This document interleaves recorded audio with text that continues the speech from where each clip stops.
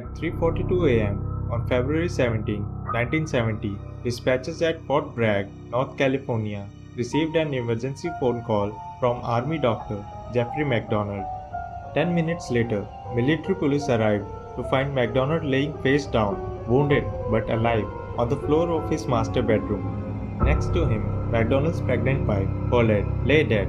The couple's young daughters, 5-year-old Kimberly and 2-year-old Kristen, were found dead in their bedrooms. Above the couple's bed, the word pig had been painted in blood on the wall. Jeffrey and Colette MacDonald were high school sweethearts. After high school, the couple continued dating as MacDonald began studying as a paramedical student at Princeton University, while Colette attended Skidmore College. But in their second year of university, Colette unexpectedly fell pregnant in August 1963. She decided to drop out of college, and a month later, the couple got married in Manhattan, New York City, before honeymooning at Cape Cod. In the years that followed, the couple welcomed 2 children, Kimberly Catherine in 1964 and Christine Jean in 1967, as MacDonald continued to focus on his studies at medical school. After graduating from medical school and joining the US Army, the family relocated to an army base at Fort Bragg in late 1969, where MacDonald would work as a group surgeon. It was a happy time for the couple. Colette had returned to college in the evenings, and the couple were expecting their 3rd child together, and the family had become popular among their neighbors. But just months later, it all came crashing down. When military police arrived at the home of Colette and Jeffrey MacDonald on February 17, 1970, they thought they were responding to a domestic disturbance. Instead, police discovered a gruesome crime case. Colette, who was found dead on the bedroom floor. She was stabbed with a knife a total of 16 times in the chest and neck, and 21 more times in the chest with the ice pick driven into the head. She had also been hit at least 6 times in the head with a club and had both her arms broken. The couple's 2 children, Kimberly and Christine, were still tucked into their beds and had been stabbed multiple times. Kimberly had been struck in the head with a club at least 6 times. One blow shattered her skull. Another, to the left side of her face, was delivered with such a force that it splintered her nose and cheek, leaving a piece of bone sticking through the skin beneath her eye, and stabbed in the neck with a knife 8 to 10 times.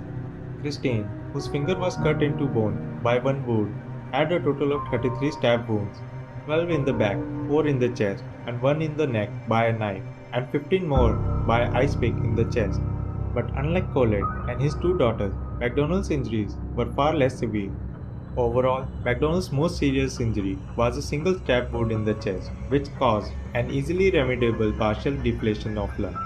It was one of the first anomalies in the case that raised eyebrows for the police. Since the moment first responders arrived at the Fort Bragg home, MacDonald maintained that his families were victims of Mason copycat killers.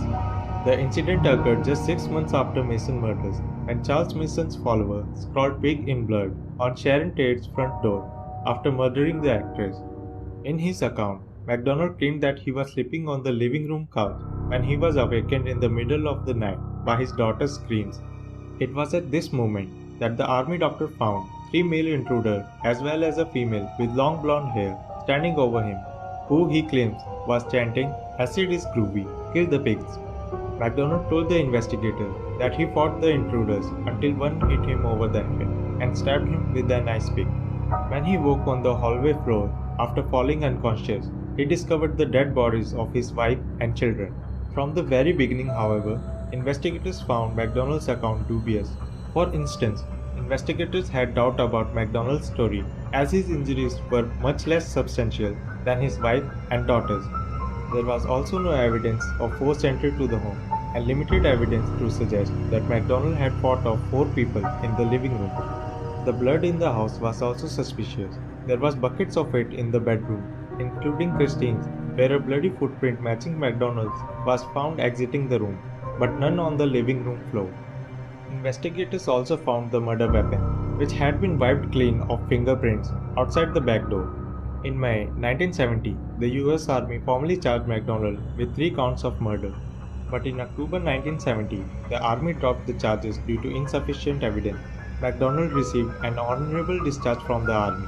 before relocating to California to restart his medical career. In August 1974, a grand jury convened in North California to hear the legal proceeding. The grand jury formally indicted MacDonald on 3 counts of murder. After a lengthy trial, MacDonald was found guilty in the first-degree murder of his wife and in the second-degree murders of his 2 daughters. He was sentenced to 3 consecutive life sentences. MacDonald has continued to profess his innocence, with his legal team filing multiple appeals over the years. He has great hopes from DNA technology, as court's recent decision to allow DNA testing on the 2 tiny hairs found beneath the fingernails of his murdered children.